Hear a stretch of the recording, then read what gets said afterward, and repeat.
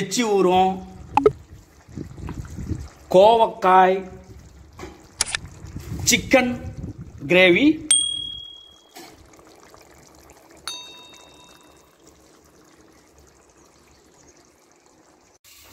First என்ன செய்யணும்னா, நல்லா சிக்கனை நல்லா மஞ்சத்தூள் போட்டு நல்லா வாஷ் பண்ணிக்கிங்க.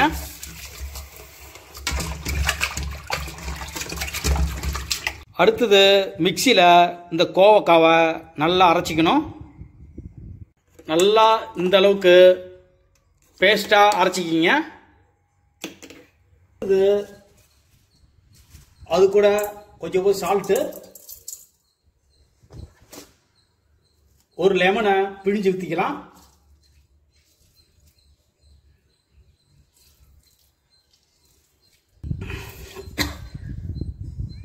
இது வந்து ரோஸ்மெரி. இந்த ரோஸ்மெரியை கொஞ்சம் போது அது கூட ஆட் பண்ணிக்கலாம். நல்ல மணமாக இருக்கும்.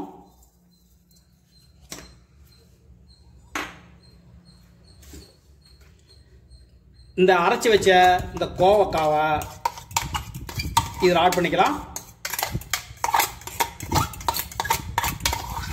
கோவக்காய் வந்து கொஞ்சம் துவப்பாக இருக்கும், அவ்வளோதான். மற்றபடி பயங்கர டேஸ்ட்டாக இருக்கும்.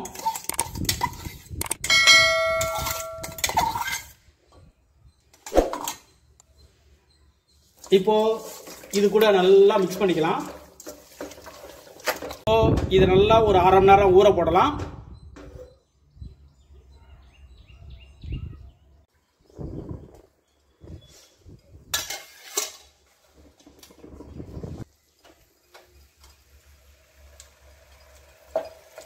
எடுத்து ஃப்ரை பண்ணுங்க. லைட்டா அதை ஃப்ரை பண்ணிக்க போறோம்.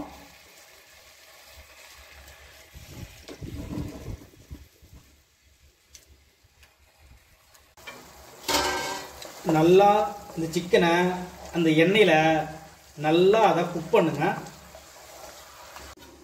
இப்போ ஓபன் பண்ணலாம்.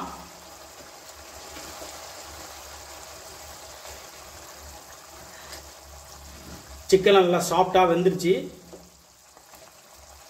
ஒரு பாத்திரத்தில் எண்ணெய் ஊற்றிக்கிங்க. இப்போ அதில் இந்த மசாலா ஐட்டம்லாம் ஆட் பண்ணிக்கிங்க.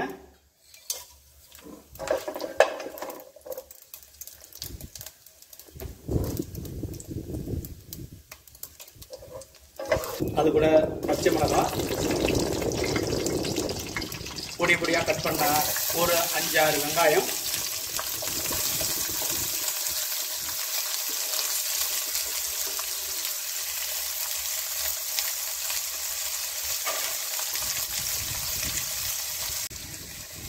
அது கூட ஒரு 2 ஸ்பூனு இஞ்சி பூண்டு பேஸ்ட் ஆட் பண்ணிக்கோங்க.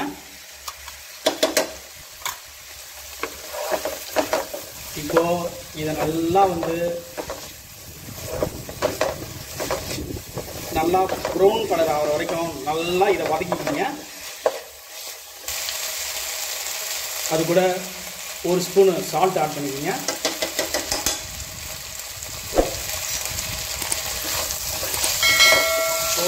வெங்காயம் நல்லா வதங்கிடுச்சு. அது கூட கொஞ்சம் கருவேப்பிலை, கொத்தமல்லி தழை,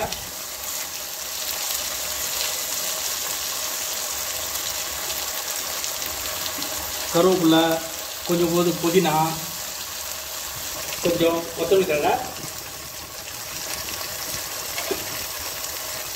அது கூட தக்காளி,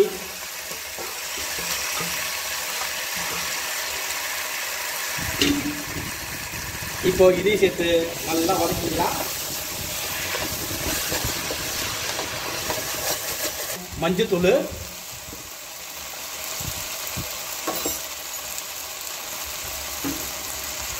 ஒரு ஸ்பூனு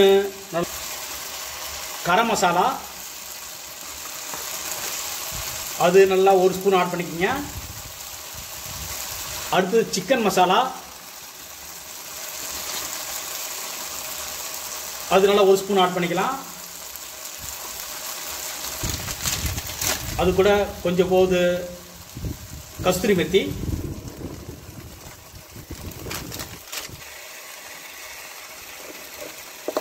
அது கூட ஒரு 2 ஸ்பூன் ஹோம்மேட் மசாலா தூள், இப்போ இந்த சிக்கனை ஆட் பண்ணிக்கங்க.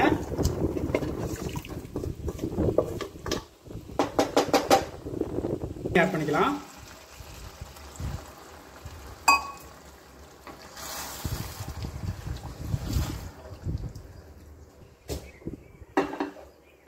இப்போ இதை மூடி விட்டு ஒரு 10 மினிட்ஸ் வந்து ஸ்லோ ஃப்ளேமில் குக் பண்ண போகிறோம். இதில் ஃபைனலாக கொஞ்சம் போது கொத்தமல்லி தழை, கருவேப்பிலை, புதினா ஆட் பண்ணுங்கள்.